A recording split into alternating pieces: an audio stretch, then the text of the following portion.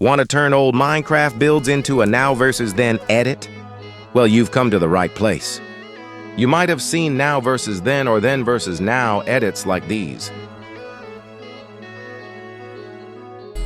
Today I'm going to show you how to make your own now versus then Minecraft edit, even if you've never made one before. They are really easy to make and look and feel like you're looking at an old photo next to a new one. By the way, this is the world I am going to use. I recommend you either have screenshots with the F3 menu open or an old save file of said world. First thing you want to do is find the angle and spot you want your shot to be. It can either be your now shot or your then shot. I am going for this angle.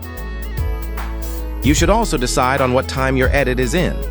I recommend either night or when the sun rises, depending on the angle of your build.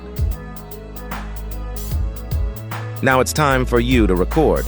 I like to move my camera up or slightly to each side. Once you're done recording, open up your F3 menu and either screenshot, remember or write down your XYZ and facing numbers, like 1.2/-9. Now go to the older save file of your world and go to those coordinates. You should also match the angle.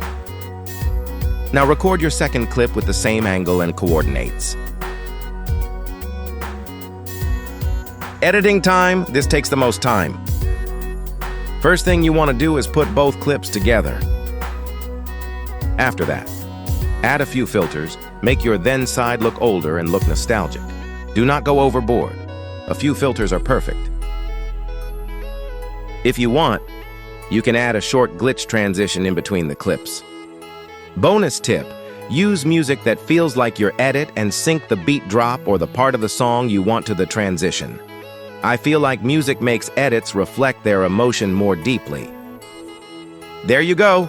That's how to make a now versus then edit in under 3 minutes. Thank you for watching, and if you enjoyed the video, please like and comment.